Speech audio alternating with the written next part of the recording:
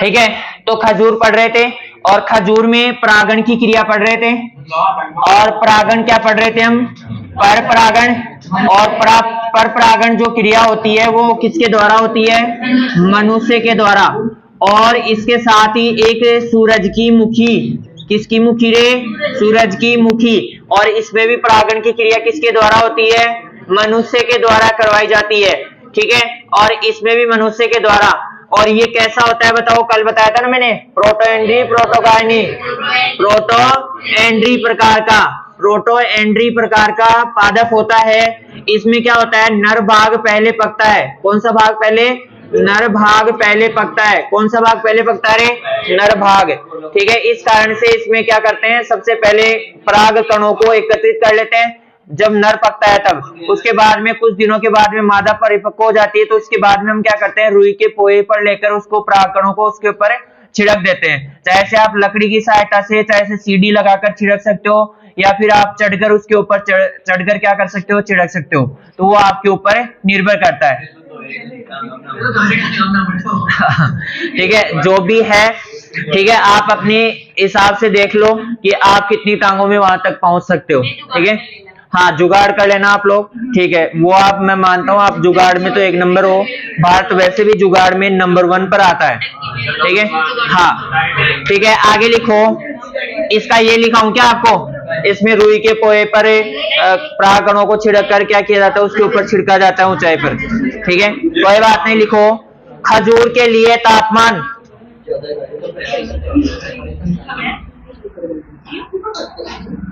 -5 degree से 50 degree Celsius तक कितना ही पड़े, बस पानी भरा रहना चाहिए नीचे। कितना ही तापमान पड़े, क्या होना चाहिए? नीचे पानी होना चाहिए बस। खजूर को कोई प्रभाव नहीं पड़ता है, चाहे से तापमान आए चाहे से जाए, कोई प्रभाव नहीं पड़ता है इसके ऊपर। समझे नहीं समझे? हाँ, खजूर नहीं है। अच्छा, इतना ही आ रहा है क्या? ठीक है, लिखो आगे। लेकिन पुष्पन और फलन के समय, लेकिन पुष्पन और फलन के समय 25 से 30 डिग्री सेल्सियस टेम्परेचर, लेकिन पुष्पन के समय 25 से 30 डिग्री सेल्सियस टेम्परेचर उपयुक्त होता है। अब देखो, इसका मतलब ये नहीं कि आप लोग ये सोच रहे हो कि सर हम तो डोकावस्था पर तोड़ते हैं इसको, खजूर को, और वो कब आती है? मई जून में आती है। तो अब ध्यान रखना, इसका जो फल होता है ना, वो आपका लगभग फरवरी मार्च में लग जाता है। पुष्पन की जो क्रिया होती है ना, जनवरी फरवरी में स्टार्ट हो जाती है। ठीक है, तो इस प्रकार से आपका यहाँ पर खजूर पहले ही, पुष्पन की अवस्था पहले हो जाती है इसकी। तो पुष्पन और फलन के समय क्या होना चाहिए? टेम्परेचर क्या होना चाहिए? थोड़ा कम होना चाहिए, इतना ज्यादा टेम्परेचर नहीं होना चाहिए। ठीक है, आगे लिखो। खजूर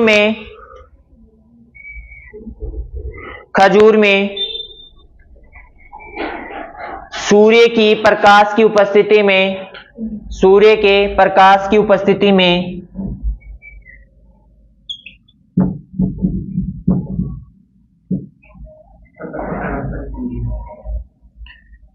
फलों को पकाना, फलों को पकाना, ये देख लो यहां पर लिखा हुआ आपके सामने, सन क्यूरिंग कहलाता है।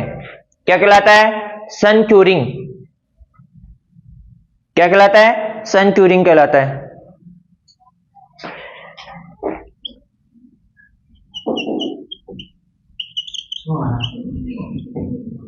छुआरा नाम सुना है? छुआरा, हाँ। वैसे आप ही हो रखे हो छुआरे जैसे, हैं? अरे नहीं हो रखे क्या? तो हाँ, छुआरे की जैसे। ठीक है, तो छुआरा। अब देखो, खजूर के सूखे फल होते हैं ना, सूखे फल, उनको क्या बोलते हैं? छुआरी, छुआरा बोलते हैं। लिखो, खजूर के सूखे फलों को छुआरा बोला जाता है, छुआरा कहा जाता है। खजूर के सूखे फलों को छुआरा कहते हैं।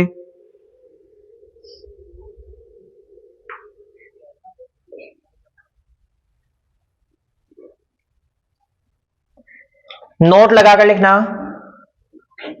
नोट लगाकर लिखना। हाँ पुराने वाला चिपका दो ना, 1000 का नोट है ना वो चिपका दो, आपके पास पड़े, आपके पास पड़े हैं बहुत सारे। ठीक है, नोट लगा लिया। और नोट के अंदर आपको लिखना है, यहां पर ध्यान रखना है कि इस चीज का एक विशेष ध्यान रखना है आप लोग, चाहे से कुछ ही हो जाए। ये चीज ऐसी है कि क्वेश्चन तो आएगा नहीं इसका, लेकिन ये याद रहेगी ना चीज, तो इसके अकॉर्डिंग आप दूसरे क्वेश्चनों का आंसर दे पाओगे।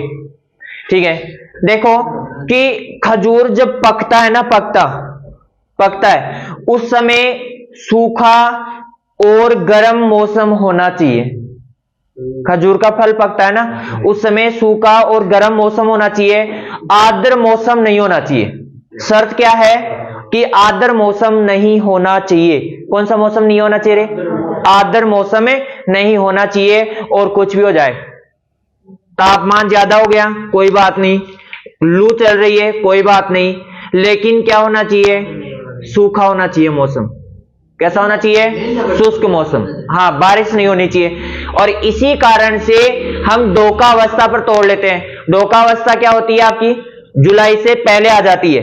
जुलाई से पहले की अवस्था होती है ना, वो डोकावस्था होती है। उस समय क्या कर लेते हैं हम, खजूर की जो पकाव की अवस्था है ना, उसको 4 भागों में बांटा गया है।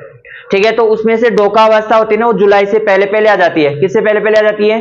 जुलाई से। और जुलाई में जाकर बारिश होती है राजस्थान में। ठीक है, तो इस कारण से हम क्या करते हैं, डोकावस्था पर ही फलों की तुड़ाई कर लेते हैं। जैसे ही बारिश होती है इसके अंदर, तो सारे के सारे फल क्या हो जाते हैं? पूरे खराब हो जाते हैं, उनकी गुणवत्ता खराब हो जाती है, कीड़े लग जाते हैं उनके अंदर, और क्या हो जाते हैं? सड़ जाते हैं। हाँ, बारिश होते ही। ठीक है, लिखो इसके अंदर, फल बनते समय शुष्क और गर्म जलवायु की आवश्यकता होती है।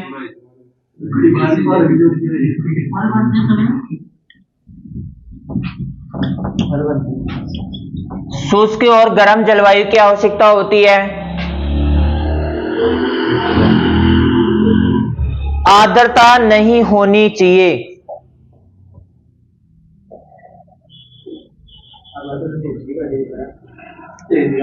लिखो,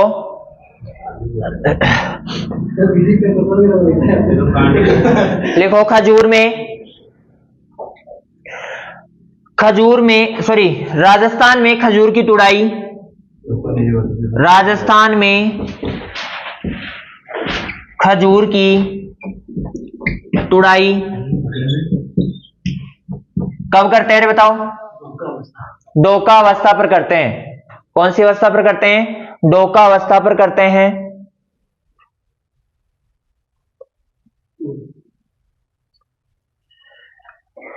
खजूर को पकाने के लिए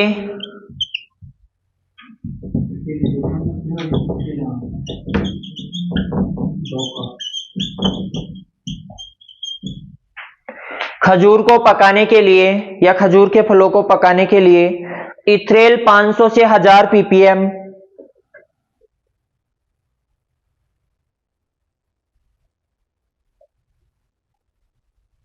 घोल का छिड़काव करते हैं।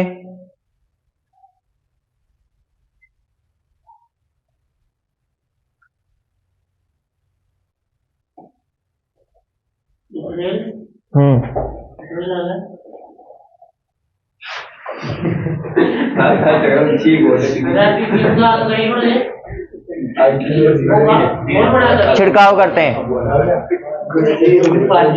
आगे लिखो,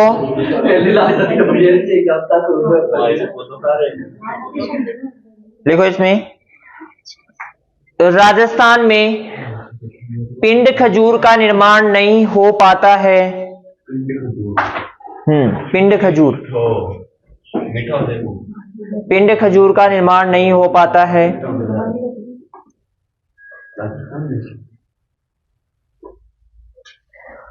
खजूर का पौधा 5 वर्ष बाद फलन देता है।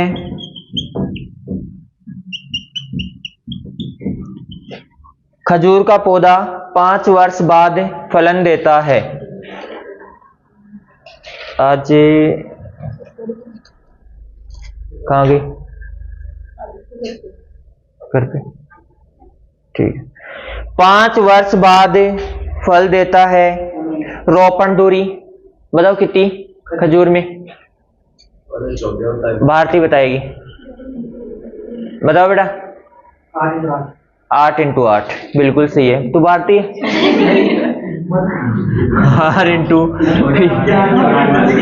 8 × 8 मीटर। अच्छा छोटी भारती, चलो ठीक है, लिखो रे।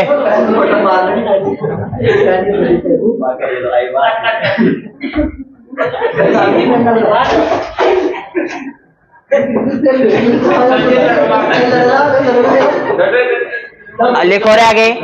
खजूर के फल को पकाने के लिए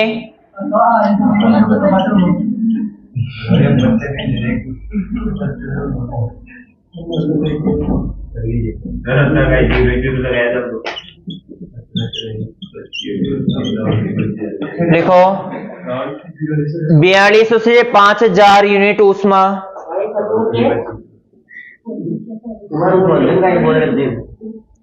4200 से 5000 यूनिट ऊष्मा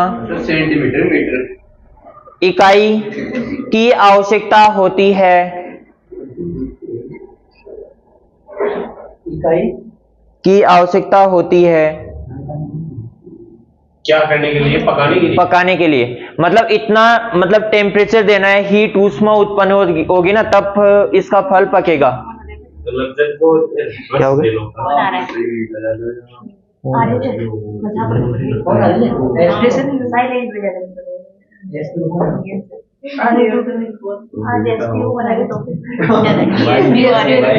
DSP क्या